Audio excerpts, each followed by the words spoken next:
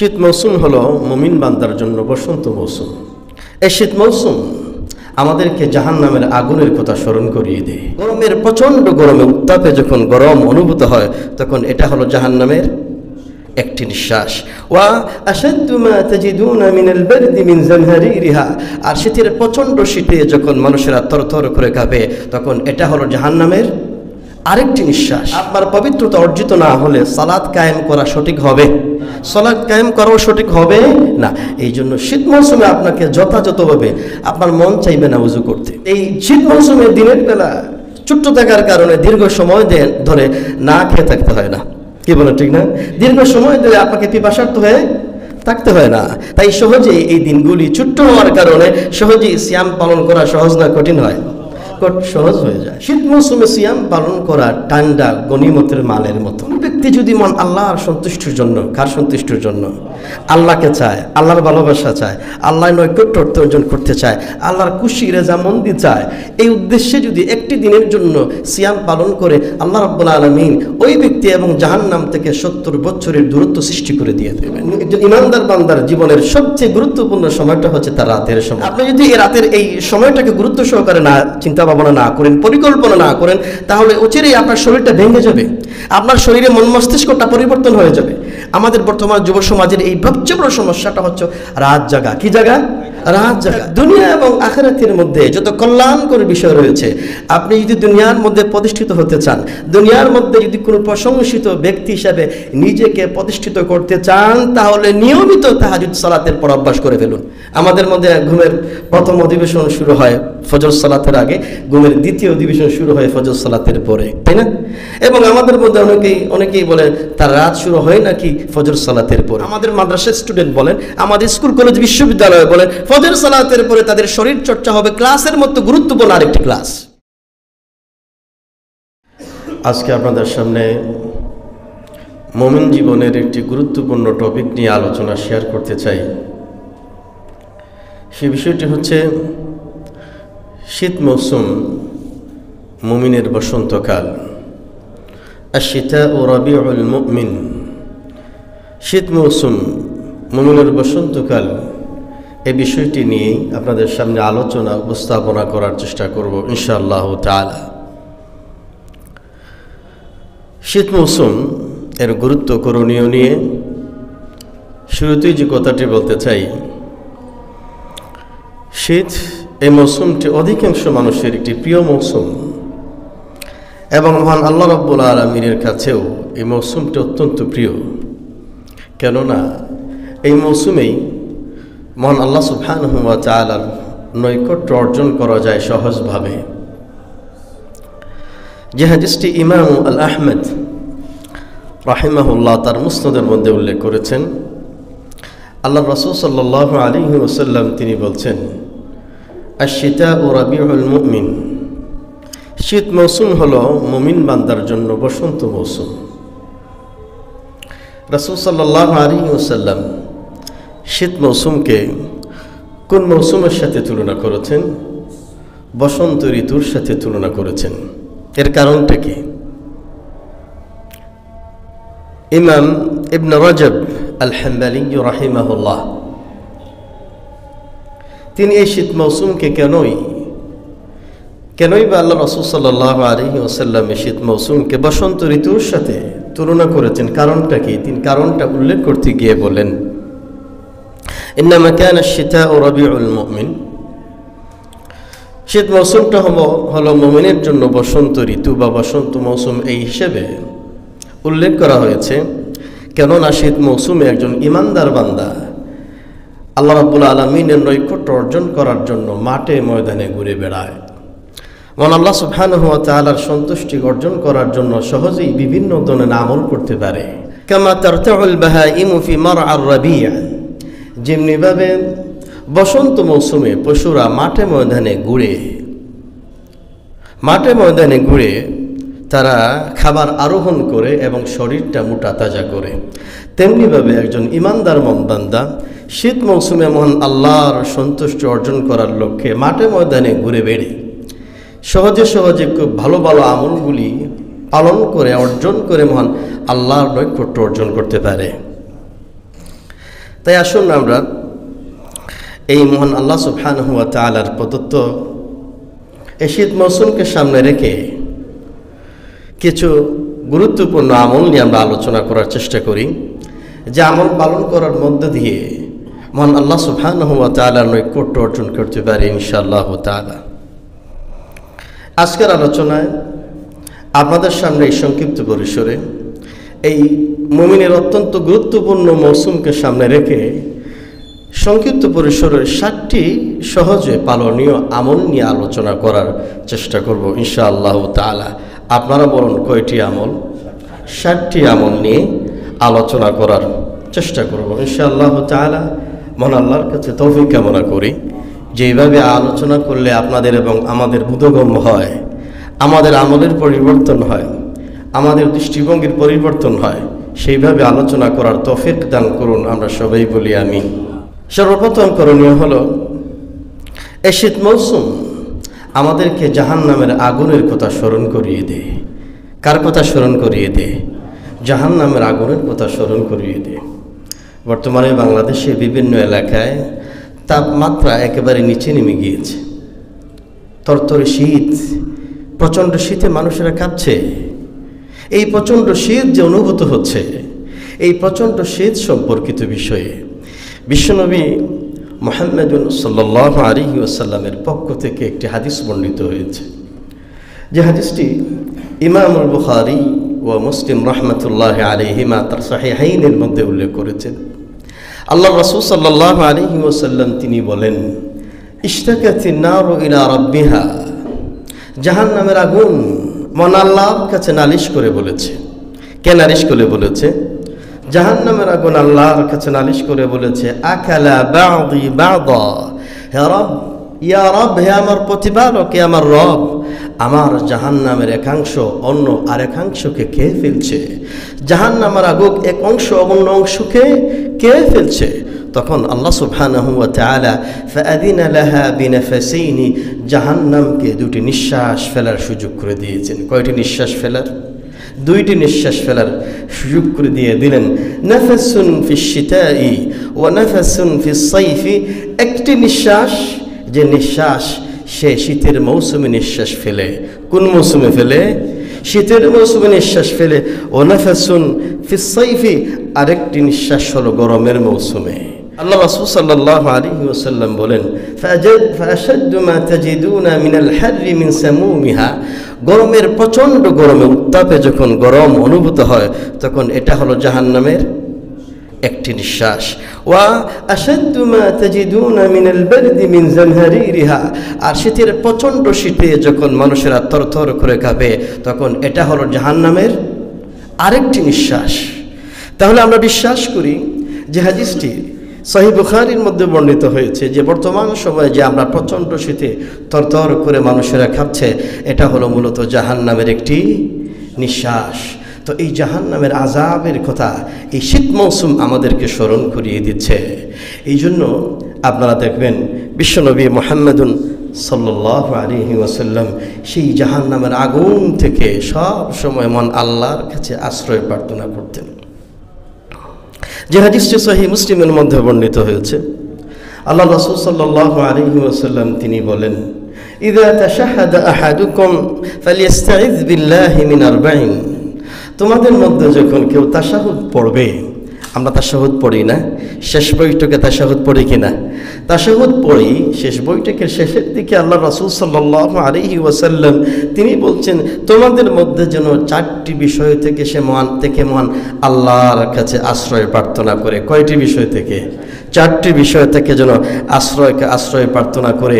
এর একটি বিষয়ে বিশ্বনবী তাশাহুদের মধ্যে শেষের দিকে দোয়া করে বলতেন, আল্লাহুম্মা ইন্নী আউযু বিকা মিন আযাবি জাহান্নাম, হে আল্লাহ, আমি জাহান্নামের আযাব থেকে মহান আল্লাহ তোমার কাছে আশ্রয় প্রার্থনা করছি। এই শীত মৌসুম এই জাহান্নামের আগুনের কথা স্মরণ করিয়ে দিচ্ছে। আর বিশ্বনবী মুহাম্মদুন সাল্লাল্লাহু আলাইহি ওয়াসাল্লাম তিনি সদা সর্বদা জাহান্নামের আগুন থেকে বাঁচার জন্য কার কাছে দোয়া করতেন? আল্লাহর কাছে দোয়া করতেন। এই শীত মৌসুম আমাদেরকে জাহান্নামের কথা স্মরণ করে দিচ্ছে। এর অর্থটা কি? এর অর্থই হলো আমরা যেন এমন কোনো আমল না করি যে আমলগুলি কোথায় নিয়ে যায়? জাহান্নামের দিকে নিয়ে যায়। এমন কোন আমলও আমাদের দ্বারা সংগঠিত না হয়। এই শীত মৌসুম আমাদেরকে সেই জাহান্নামের কথা স্মরণ করিয়ে দিচ্ছে, যাতে করে আমরা জান্নাতের পথে পরিচালিত হই, যাতে করে আমরা জাহান্নামের পথে পরিচালিত না হই, যাতে করে সবসময়ের জন্য এই শীত মৌসুম আমাদেরকে যেই জাহান্নামের কথা স্মরণ করিয়ে দিচ্ছে, সেই জাহান্নাম থেকে যেন মন আল্লাহর কাছে আশ্রয় প্রার্থনা করি। তাহলে আমাদের এই শীত মৌসুম আমাদের যে প্রথম যে বিষয়টি আমাদেরকে স্মরণ করিয়ে দিচ্ছে, কার কথা স্মরণ করিয়ে দিচ্ছে? জাহান্নামের আগুনের কথা আমাদেরকে স্মরণ করিয়ে দিচ্ছে। 2 নম্বর যে বিষয়টি করণীয় সেটি হচ্ছে এই শীত মৌসুমে অজু ও গোসলের ব্যাপারে যথেষ্ট সচেতন থাকতে হবে। শীত মৌসুমে কি থাকতে হবে? অজু এবং গোসলের ব্যাপারে কি থাকতে হবে? যথেষ্ট সচেতন, সজাগ, যত্নবান হতে হবে। কারণ শীতকালে মানুষের শরীর থেকে শুষ্ক শুষ্ক থাকে। তাই যথাযথভাবে যদি আপনার এই উজু করার ক্ষেত্রে, গোসল করার ক্ষেত্রে যথাযথভাবে উজু গোসল ঠিক মতো না হয়, আপনারাই বলেন আপনার পবিত্রতা অর্জিত হবে না। আপনার পবিত্রতা অর্জিত না হলে সালাত কায়েম করা সঠিক হবে? সালাত কায়েম করাও সঠিক হবে না। এই জন্য শীত মৌসুমে আপনাকে যথাযথভাবে, আপনার মন চাইবে না উজু করতে, প্রচণ্ড শীতের সময় মন চাইবে কোনো রকম উজু সেরে নামাজের মধ্যে দাঁড়িয়ে যেতে। কি বলেন, ঠিক না? এভাবেই মন চাইবে, কিন্তু না, এই শীত মৌসুমে আপনাকে এই বিষয়টি যথাযথ যাতে উজু করতে পারেন সে বিষয়টি আপনাকে খেয়াল রাখতে হবে। আপনি যদি এই শীত মৌসুমে গরমের পানি দিয়ে উজু করেন, উষ্ণ পানি দিয়ে, গরমের পানি দিয়ে উজু গোসল করেন, সওয়াব কি কম হবে? কি বলেন, সওয়াব কি কম হবে? একটু সওয়াব কম হবে না। উদ্দেশ্য হলো আপনার উজু যাতে পরিপূর্ণ হয়, আপনার উজু যাতে যথার্থ হয়। কারণ উজুর সাথে জড়িত হয়ে আছে আপনার সালাত, উজুর এবং পবিত্রতার সাথে জড়িত হয়ে আছে আপনার 5 ওয়াক্ত সালাত কবুল হওয়া বা না হওয়ার ব্যাপারে। আপনারা বিশ্বনবী মুহাম্মদুন সাল্লাল্লাহু আলাইহি ওয়াসাল্লাম যে সমস্ত আল্লাহর বান্দারা পবিত্রতা অর্জন করার ক্ষেত্রে সতর্কতা অবলম্বন করে, তাদের ক্ষেত্রে আল্লাহ রাসূল সাল্লাল্লাহু আলাইহি ওয়াসাল্লাম সুসংবাদ প্রদান করেছেন। যে হাদিসটি ইমাম মুসলিম রাহিমাহুল্লাহ তার সহিহের মধ্যে উল্লেখ করেছেন, আল্লাহ রাসূল সাল্লাল্লাহু আলাইহি ওয়াসাল্লাম তিনি বলছেন, মা মিন মুসলিমিন ইয়াতাওয়াদ্দাউ ফায়ুহসিনু ওযুআহু, যে কোনো মুসলিম ব্যক্তি যখন সে উজু করে এবং উজু করার সময় যত্নবান হয়ে উজু করে, কি করে? যত্নবান হয়ে উজু করে, সতর্কতার সাথে উজু করে, কোনো রকম উজুর ব্যবস্থা সেরে দেয় না। উজু করার সময় যথেষ্ট যত্নবান হয়ে উজু করে, সুম্মা ইয়াকুমু ফায়ুসাল্লি রাকাআতাইনি, উত্তমভাবে পরিপূর্ণভাবে উজু করার পর 2 রাকাত সালাত আদায় করে, মুকবিলুন আলাইহিমা বিকলবিহি ওয়া ওয়াজহিহি, এবং উজু করে পবিত্রতা উত্তমভাবে উজু করার পর, সুন্দরভাবে উজু করার পর একনিষ্ঠতা হয়ে তার কলব, তার হৃদয়, তার চেহারা মন আল্লাহর সন্তুষ্টি অর্জনের জন্য যখন মন আল্লাহর জন্য 2 রাকাত সালাত পড়ার জন্য দাঁড়িয়ে যায়, আল্লাহ রাসূল সাল্লাল্লাহু আলাইহি ওয়াসাল্লাম বলেন, ইল্লা ওয়াজাবাত লাহুল জান্নাহ, ওই ব্যক্তির জন্য আল্লাহর জান্নাত অবধারিত হয়ে যায়। সুবহানাল্লাহি বিহামদিহি। এই জন্য এই বিষয়টি আমাদের, বিশেষ করে এই শীত মৌসুমে এই বিষয়টি অত্যন্ত যত্ন সহকারে আমাদের খেয়াল রাখতে হবে। বিশেষ করে যদি আমাদের কারো কোনো কষ্ট হয়, পানি, ঠান্ডা পানি বা যে কোনো ধরনের গরম পানি বা ঠান্ডা পানি, ডাক্তার সাহেবের পরামর্শ কমে যদি আপনার পানি স্পর্শ করলে আপনার ক্ষতির আশঙ্কা হয়, জীবনের আশঙ্কা হয়, আল্লাহ সুবহানাহু ওয়া তাআলা তায়াম্মুমের ব্যবস্থা করে দিয়েছেন। কিসের ব্যবস্থা করে দিয়েছেন? তায়াম্মুমের ব্যবস্থা করে দিয়েছেন। পানির বদলে কি ব্যবহার করতে পারবেন? পবিত্র মাটি আপনি ব্যবহার করতে পারবেন। আল্লাহ রাব্বুল আলামিনের দিন তো খুবই সহজ। ইউরিদুল্লাহু বিকুমুল ইউসরা, আল্লাহ রাব্বুল আলামিন আপনাদের জন্য আপনাদের দিনকে সহজ করে দিতে চান। ইন্নাদ-দীনা ইউসরুন, দিনটা একেবারেই সহজ, কিন্তু আমরা মাঝে মধ্যে দিন পালনের ক্ষেত্রে কঠিন করে ফেলি, ঠিক না? এই জন্য দিনটা খুবই সহজ। আমার সম্মানিত ভাইরা, তাহলে আমরা আমাদের এই শীত মৌসুমের এই সামনে রেখে আমাদের দ্বিতীয় বিষয়টি আলোচনা করলাম, উজু এবং গোসল করার ক্ষেত্রে যথেষ্ট কি থাকতে হবে? সতর্ক থাকতে হবে। 3 নম্বরের যে বিষয়টি আপনাদের দৃষ্টি আকর্ষণ করতে যাই, সেটি হলো এই শীত মৌসুমে অধিক হারে নফল সিয়াম পালন করার চেষ্টা করতে হবে। শীত মৌসুমে কি বেশি পালন করতে হবে? অধিক হারে নফল সিয়াম, অধিক হারে নফল সিয়াম বেশি বেশি পালন করার চেষ্টা করতে হবে। আপনারাই বলুন, শীত মৌসুমে দিনের বেলা লম্বা থাকে না ছোট্ট থাকে? ছোট্ট থাকে। এই শীত মৌসুমে দিনের বেলা ছোট্ট থাকার কারণে দীর্ঘ সময় ধরে না খেয়ে থাকতে হয় না। কি বলো, ঠিক না? দীর্ঘ সময় ধরে আপনাকে পিপাসার্ত হয়ে থাকতে হয় না। তাই সহজেই এই দিনগুলি ছোট্ট হওয়ার কারণে সহজেই সিয়াম পালন করা সহজ না কঠিন হয়? সহজ হয়ে যায়। আরেকটি বিষয় আপনাদের জন্য বা আমাদের সকলের জন্য একটা সুবর্ণ সুযোগ, আমাদের অতীতের অনেকগুলি সিয়াম, ফরজ সিয়াম, রমজান মাসের সিয়াম কাজা থাকতে পারে কিনা বলেন? বিশেষ করে আমাদের ঘরের মহিলাদের জন্য যাদের মাসিক হয়ে থাকে, অনেক সময় রমজান মাসে মাসিক হয়ে যায়, তো তাদের অনেকগুলি সিয়াম বাকি থাকে। তাহলে শীত মৌসুম আমাদের জন্য একটা সুবর্ণ সুযোগ করে দিয়েছে। অতীতের যে সিয়ামগুলি কাজা আছে, এই সিয়ামগুলি এখনোই মুখ্যম সুযোগ হলো এগুলো কাজা করে নেওয়ার। কি করে নেওয়ার? এগুলো কাজা আদায় করে নেওয়ার।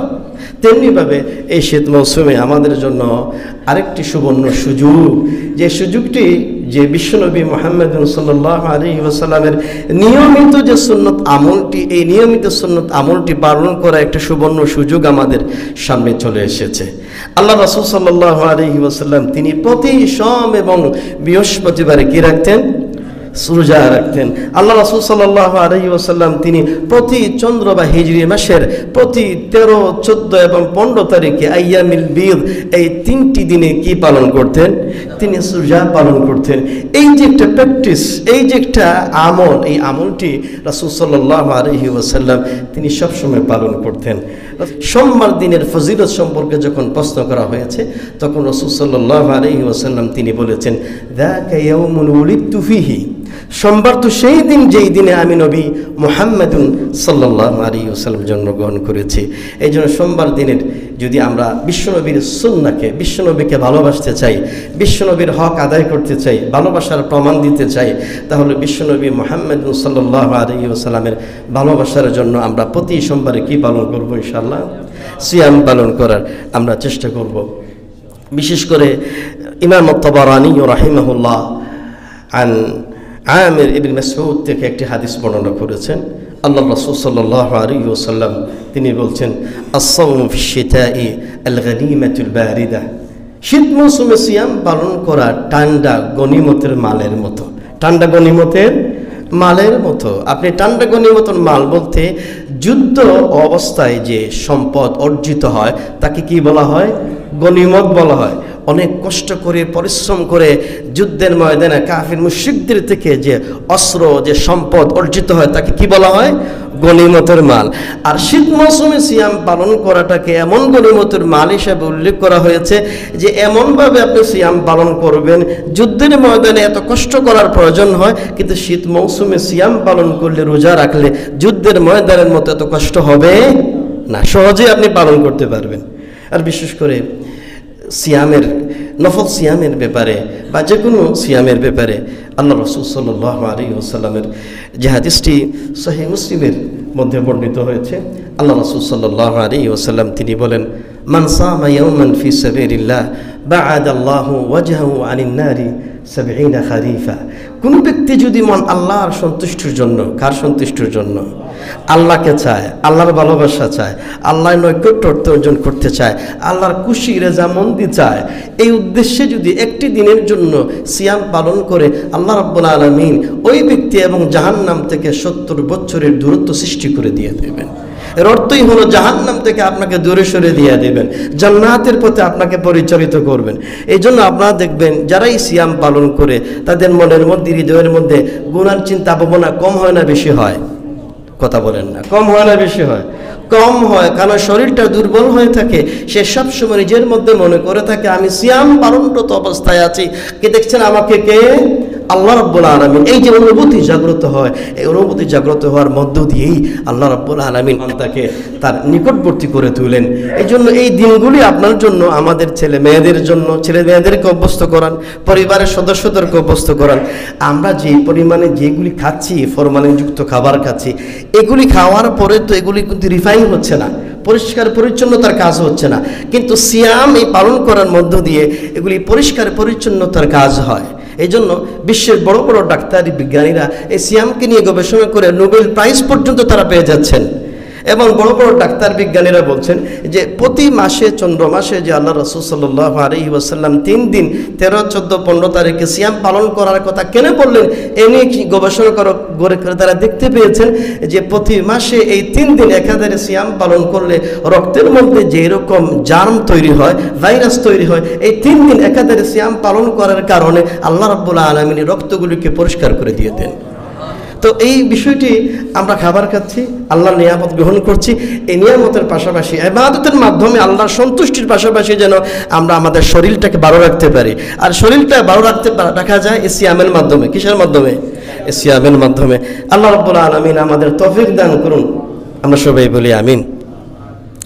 চতুর্থ নম্বরে যে এই করণীয় ব্যাপারে যে বিষয়টির ব্যাপারে আলোচনা করতে চাই, শীত মৌসুমে আমাদের রাতের সময়টাকে কাজে লাগাতে হবে। কোন সময়টা কাজে লাগাতে হবে? রাতের সময়টা কাজে লাগাতে হবে। একজন ইমানদার বান্দার জীবনের সবচেয়ে গুরুত্বপূর্ণ সময়টা হচ্ছে তার রাতের সময়। কোন সময়? তার রাতের সময়। এজন্য বিশ্বের ইতিহাসে বড় বড় যে ঐতিহাসিক যে বিষয়গুলি সংঘটিত হয়েছিল, দিনে হয়েছে না রাতে হয়েছে? রাতেই হয়েছে। লাইলাতুল কদর দিনে না রাত্রিতে? কোরআন নাজিল হয়েছে কোন সময়? দিনে না রাত্রিতে? আল্লাহ রাসূল সাল্লাল্লাহু আলাইহি ওয়াসাল্লামকে মেরাজে নিয়ে যাওয়া হয়েছে, ইসরা করা হয়েছে রাতে না দিনে?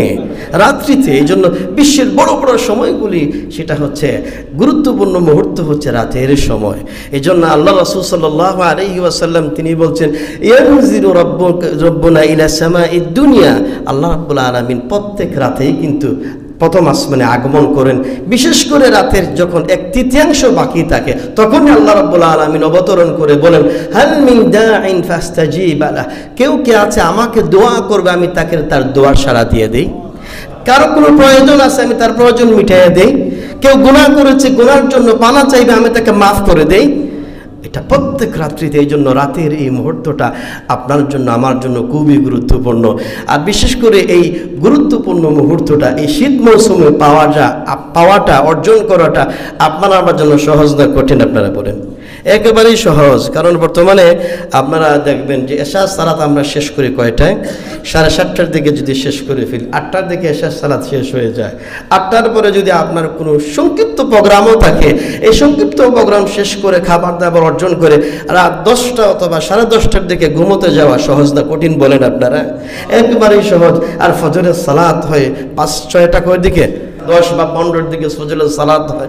তাহলে চিন্তা ভাবনা করেন, কেউ যদি রাত 11টায় ঘুমায় তাহলে 11টা থেকে 6টা পর্যন্ত কয় ঘন্টা হয়? কয় ঘন্টা হয়? 7 ঘন্টা হয়। তো একজন মানুষের জন্য 6 ঘন্টা যথেষ্ট ঘুমানোর জন্য। তাহলে আপনি যদি এই রাতের এই সময়টা কাজে লাগাতে পারেন, এই গুরুত্বপূর্ণ মুহূর্তটা যদি আপনি কাজে লাগাতে পারেন, আপনার জীবনের জন্য সফলতা নিয়ে আসবে ইনশাআল্লাহ তাআলা। আমার সম্মানিত ভাইরা, আমরা আমাদের এই ব্যক্তিগত জীবনটাকে দুনিয়ার বিভিন্ন প্রোগ্রামে অযথা সময় নষ্ট করে ফেলেছি। আমাদের দেখা যায় এই প্রোগ্রাম সেই প্রোগ্রাম, এই বন্ধুদের জন্য সাথে এই আড্ডা সেই আড্ডা, এই অযথা সময় নষ্ট করে দিয়ে দিচ্ছি। আপনার জীবনে কত বন্ধু বান্ধব, আপনার জীবনে কত আত্মীয় স্বজন, কিন্তু বিশ্বাস করেন স্টিফেন হকিং তিনি একটি বাস্তবসম্মত কথা বলেছেন। এই কথাটা আপনাদের শোনাতে চাই। তিনি বলছেন যে আপনার জীবনে এত বন্ধু বান্ধব, আপনার জীবনে এত আত্মীয় স্বজন, কিন্তু আপনি যখন অসুস্থ হবেন, ক্যান্সার হবেন, ডায়াবেটিক্স রোগে আক্রান্ত হবেন অথবা অন্য কোনো রোগে আক্রান্ত হবেন, পৃথিবীর কোনো বন্ধু বান্ধব আপনার রোগটা শেয়ার করার মতো কাউকে পাওয়া যাবে কিনা? একজন মানুষ আপনার এই রোগটাকে শেয়ার করতে চাইবে না। তাহলে এত বন্ধু বান্ধবদের দরকারটা কি? এজন্য আপনার লাইফস্টাইলটা আপনি চেঞ্জ করেন। আপনি যদি রাতের এই সময়টাকে গুরুত্ব সহকারে না চিন্তা ভাবনা না করেন, পরিকল্পনা না করেন, তাহলে অচিরেই আপনার শরীরটা ভেঙে যাবে, আপনার শরীরে মন মস্তিষ্কটা পরিবর্তন হয়ে যাবে। আমাদের বর্তমান যুব সমাজের এই সবচেয়ে বড় সমস্যাটা হচ্ছে রাত জাগা। কি জায়গা? রাত জাগা। এই সময়টা আপনাকে আমাদের যুবক ভাইদের পরিবর্তন করতে হবে। রাতের সময়টাকে বেশি গুরুত্ব দিতে হবে এবং রাতের সময়টা বেশি গুরুত্ব দেওয়ার ক্ষেত্রে আপনাদের সামনে এই পয়েন্টে 3টি আমলের কথা আপনাদের এই দৃষ্টি আকর্ষণ করতে চাই। একটি আমল হলো শীতকাল যেহেতু অত্যন্ত বরকতময় এবং রাতের সময়টা খুবই লম্বা সময়, আমরা এই 3টি আমল এই শীত মৌসুমে পালন করা আমাদের জন্য অত্যন্ত সহজ হয়ে যাবে। এর মধ্যে একটি আমল হলো রাতের মৌসুমের একটি অংশ বেশি বেশি কোরআন তেলাওয়াতের মধ্যে সময় অতিবাহিত করবেন। কি তেলাওয়াত? কোরআন তেলাওয়াত। ঘুমোতে যাওয়ার পর আধা ঘন্টা কোরআন তেলাওয়াত করেন, 10:30 থেকে 11টা পর্যন্ত কোরআন তেলাওয়াত করে ঘুমিয়ে যান। বিশ্বনবী মুহাম্মদুন সাল্লাল্লাহু আলাইহি ওয়াসাল্লাম যে হাদিসটি ইমামুল হাকিম আলা শারতি মুসলিম হাদিসটি উল্লেখ করেছেন, আল্লাহ রাসূল সাল্লাল্লাহু আলাইহি ওয়াসাল্লাম তিনি বলছেন, মান ক্বারাআ 10 আয়াতিন ফি লাইলাতিন, কেউ যদি প্রত্যেক রাত্রিতে 10টি আয়াত তেলাওয়াত করে, লাম ইউকতাব মিনাল গাফিলিন, ওই সমস্ত ব্যক্তিদেরকে গাফিলদের তালিকা থেকে বাদ দেওয়া হবে। আরেকটা হাদিস আপনাদেরকে শোনাই, যে হাদিসটি ইমাম ইবনে খুযাইমা রাহিমাহুল্লাহ তার সহিহের মধ্যে উল্লেখ করেছেন। আল্লাহ রাসূল সাল্লাল্লাহু আলাইহি ওয়াসাল্লাম তিনি বলছেন, মান হাফাযা আলা হাউলাইস সালাওয়াতিল মাকতুবাতি লাম ইউকতাব মিনাল গাফিলিন ওয়া মান ক্বারাআ ফি লাইলাহ 100 আয়াহ কুতিবা মিনাল কানিতিন। কেউ যদি একটি রাত্রিতে 100 আয়াত তেলাওয়াত করে ঘুমায়, 100 আয়াত তেলাওয়াত করে, আল্লাহ রাব্বুল আলামিন তার অনুগত বান্দাদের মধ্যে শামিল করে দিয়ে দিবেন। তাহলে এই যে হাদিসের মধ্যে যে বর্ণিত আমলগুলি, অন্যান্য হয়তো গরমের মৌসুমে এই রাত্রিকালীন সময়টা খুব কম থাকে, 3-4 ঘন্টার ব্যবধান থাকে, কিন্তু এই হাদিসগুলি বিশ্বনবী মুহাম্মদুন সাল্লাল্লাহু আলাইহি ওয়াসাল্লামের এই রেখে যাওয়া সুন্নাহগুলি এই শীত মৌসুমে আপনি আমল করতে পারেন। প্রতি রাত্রিতে কমপক্ষে 100 আয়াত তেলাওয়াত করে আপনি ঘুমানোর চেষ্টা করেন, যদি সম্ভব হয় প্রথম রাত্রিতে, আর যদি সম্ভব না হয় শেষ রাত্রিতে তাহাজ্জুদ সালাত পড়ার পাশাপাশি কিছুটা তেলাওয়াত করে আপনি ঘুমানোর বা বিশ্রাম নেওয়ার আপনি চেষ্টা করেন। দ্বিতীয় যে বিষয়টি, আপনি কোরআন তেলাওয়াতের পাশাপাশি এই শীত মৌসুমে রাত্রির একটু সময় হলেও সালাতুত তাহাজ্জুদ পড়ার চেষ্টা করেন। কি নামাজ পড়ার চেষ্টা করবেন? সালাতুত তাহাজ্জুদ পড়ার চেষ্টা করুন। ভাইরা আমার সম্মানিত উপস্থিতিরা, কোরআন এবং হাদিসের মধ্যে সালাতুত তাহাজ্জুদের যথেষ্ট ফজিলত এবং গুরুত্ব বর্ণিত হয়েছে। আপনি যদি আমল না করেন, এত গুরুত্ব এবং ফজিলত বর্ণিত হওয়া বা না হওয়া আমার জন্য কোনো কল্যাণকর কোনো বিষয় আছে বলেন আপনারা? এই বিষয়টি যখনই আমরা আমল করব তখনই এটা আমার জন্য ফজিলতর হবে, কিন্তু এটা আমরা জ্ঞান অর্জন করলাম, আমল করলাম না, এই বিষয়টি জানার পরেও কোনো কল্যাণ আমাদের জন্য নিয়ে আসবে না। এই জন্য রাতের সময়টা তার প্রিয় হাবিব আল্লাহ রাব্বুল আলামিন, তার প্রিয় হাবিব মুহাম্মদুন সাল্লাল্লাহু আলাইহি ওয়াসাল্লামকে উদ্দেশ্য করে আল্লাহ রাব্বুল আলামিন তিনি বললেন, সূরাতুল বানী ইসরাঈলের 79 নম্বর আয়াতে আল্লাহ সুবহানাহু ওয়া তাআলা ইরশাদ করে দিয়ে দিলেন, ওয়া মিনাল লাইলি ফাতাহাজ্জাদ বিহি নাফিলাতাল লাক আসা আন ইয়াবআসাকা রাব্বুকা মাকামান মাহমুদা। হে নবী মুহাম্মদুন সাল্লাল্লাহু আলাইহি ওয়াসাল্লাম, রাতের কিছু অংশ সালাতুত তাহাজ্জুদের জন্য আপনি দাঁড়িয়ে যান। এটা আপনার জন্য অতিরিক্ত। আপনি যদি রাতের একটা অংশ নিয়মিত সালাতুত তাহাজ্জুদের জন্য দাঁড়িয়ে যেতে পারেন, নিয়মিত অভ্যাস করতে পারেন, নিয়মিত পড়তে পারেন, আসা আইয়াবআসাকা রাব্বুকা মাকামান মাহমুদা, অচিরেই আল্লাহ রাব্বুল আলামিন আপনাকে দুনিয়ার প্রশংসিত স্থানে প্রতিষ্ঠিত করে দিয়ে দিবেন। এই আয়াতের তাফসীরে তাফসীরুল কোরআনের ভাষ্যকার সৈয়দ আবুল আল মওদুদি রাহিমাহুল্লাহ তিনি এই তাফসীরের ব্যাখ্যায় বলেন, যে অর্থাৎ দুনিয়া এবং আখিরাতের মধ্যে যত কল্যাণকর বিষয় রয়েছে, আপনি যদি দুনিয়ার মধ্যে প্রতিষ্ঠিত হতে চান, দুনিয়ার মধ্যে যদি কোনো প্রশংসিত ব্যক্তি হিসাবে নিজেকে প্রতিষ্ঠিত করতে চান, তাহলে নিয়মিত তাহাজ্জুদ সালাতের পড়া অভ্যাস করে ফেলুন। এই বর্তমান দুনিয়ার সময়ে আপনার বিরুদ্ধে কত অপপ্রচার মানুষ চালাচ্ছে। আপনি দাওয়াতের কাজ করতে গিয়ে মানুষের আপনার বিরুদ্ধে লেগে গিয়েছে। আপনি বর্তমানে রাজনীতি করতে গিয়ে বা অর্থনীতি সমাজ পরিবর্তন করতে গিয়ে আপনার বিরুদ্ধে মানুষ লেগে গিয়েছে। আল্লাহ সুবহানাহু ওয়া তাআলা তার নবী মুহাম্মদ সাল্লাল্লাহু আলাইহি ওয়াসাল্লামকে বললেন, হে নবী, আপনি মানুষকে আল্লাহর দ্বীনের পথে আহ্বান করছেন আর মানুষেরা আপনার বিরুদ্ধাচারণ করছে, এ নিয়ে আপনি কোনো টেনশন করবেন না। আপনি রাত্রিবেলায় আল্লাহর সান্নিধ্য অর্জন করার চেষ্টা করুন, নিয়মিত সালাতুত তাহাজ্জুদ পড়ার চেষ্টা করুন। আল্লাহ রাব্বুল আলামিন এত গালমন্দ করার পরেও, এত প্রতিবাদ করার পরেও, এত বিরুদ্ধাচারণ করার পরেও দুনিয়া এবং আখিরাতের জীবনে আল্লাহ রাব্বুল আলামিন আপনাকে প্রশংসিত স্থানে প্রতিষ্ঠিত করে দিয়ে দিবেন। এটা গোটা দুনিয়ার দায়ীদের জন্য একটি প্রশংসনীয়, এটা উদাহরণ, এটা এক্সাম্পল। আপনি আপনার আল্লাহ দ্বীনের জন্য সত্যিকার অর্থে যদি দাওয়াতের কাজ করেন, আপনার বিরুদ্ধে বিরুদ্ধাচারণ হবে, আপনার বিরুদ্ধে মানুষের গালাগাল করবে, আপনি সামাজিকভাবে আপনার বিরুদ্ধে বিরুদ্ধাচারণ করবে। আপনি সালাতের মধ্যে দাঁড়িয়ে যান। এই সালাতের কারণে, এই তাহাজ্জুদের সালাতের কারণে আল্লাহ রাব্বুল আলামিন সমস্ত অপপ্রচার, সমস্ত বিরুদ্ধাচারণের বিরুদ্ধে গিয়ে সমস্ত ষড়যন্ত্রের মোকাবেলায় আল্লাহ রাব্বুল আলামিন আপনাকে প্রশংসিত স্থানে প্রতিষ্ঠিত করে দিয়ে দেবেন ইনশাআল্লাহ তাআলা। 3 নম্বর যে আমলটি, এই রাত্রিকালীন সময়ের যে বিষয়টি আপনাদের দৃষ্টি আকর্ষণ করতে চাই, শেষ রাতে, ঘুমানোর শেষ রাতে, বিশেষ করে তাহাজ্জুদ সালাত পড়ার শেষ পর্যায়ে একটি আমল রয়েছে। সেই আমলটি হলো বেশি বেশি ইস্তেগফার করা। কি করা? ইস্তেগফার করা। আল্লাহ রাব্বুল আলামিন তার মুমিন বান্দাদের প্রশংসায় তিনি বলেছেন, ওয়াবিল আসহারিহিম রিহুম ইয়াস্তাগফিরুন, যারা শেষ রাত্রে ক্ষমা প্রার্থনা করে কার কাছে? আল্লাহর কাছে। এটা হলো মুমিন বান্দাদের একটা অন্যতম বৈশিষ্ট্য।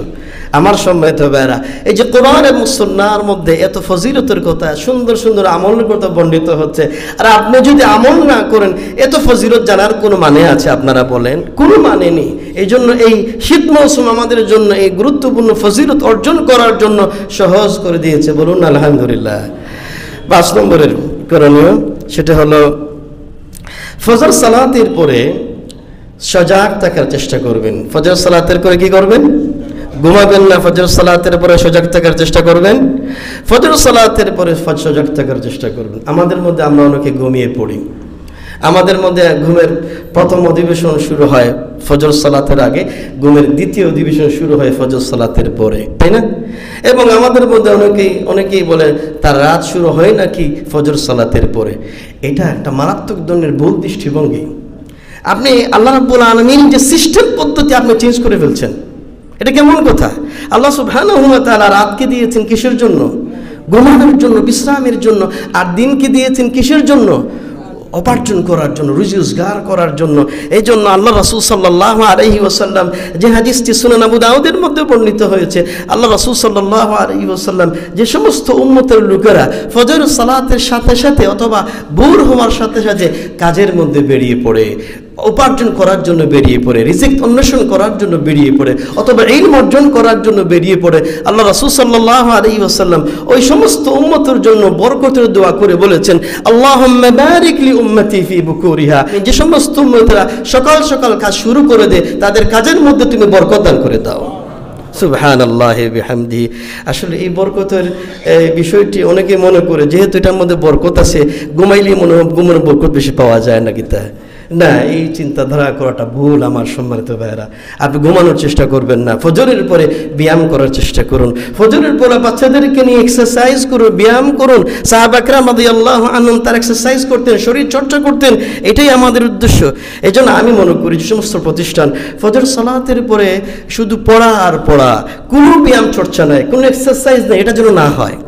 সাহাবা কেরাম রাদিয়াল্লাহু আনহুম তারা শরীর চর্চা করতেন, তারা তীরন্দাজ ছিলেন, তারা ঘোড়া চড়েছেন, তারা তরবারি চালনা পরিচালনা করেছেন। কি বলেন, ঠিক না বেঠে? এগুলো সবগুলি করেছেন। এই জন্য আমাদের শিক্ষার্থীদেরকেও, আমাদের মাদ্রাসা স্টুডেন্ট বলেন, আমাদের স্কুল কলেজ বিশ্ববিদ্যালয় বলেন, ফজর সালাতের পরে তাদের শরীর চর্চা হবে ক্লাসের মতো গুরুত্বপূর্ণ আরেকটি ক্লাস। এটা সামান্য নিছক কোনো বিনোদন এটা নয়। কারণ আল্লাহ রাব্বুল আলামিন কোরআন কারীমের মধ্যে সূরা আনফালের মধ্যে বলেছেন, আ'ইদ্দু লাহুম মাসতাতা'তুম মিন কুওয়া। তোমরা তোমাদের মুশরিকদের মোকাবেলায়, দুশমনদের মোকাবেলায়, ইসলামের দুশমনদের মোকাবেলায় তোমরা প্রস্তুতি গ্রহণ করো। এই প্রস্তুতি এটা টেকনোলজিরও আছে, এই প্রস্তুতি এটা শারীরিক প্রস্তুতির প্রয়োজন আছে। কি বলে না নাই? শারীরিক প্রস্তুতি না থাকলে আপনি এই কামান, এই বন্দুক, এগুলো আপনি তুলবেন কিভাবে? এগুলো আপনি কিভাবে সামলাবেন? এই জন্য প্রস্তুতির প্রয়োজন আছে। কি আছে?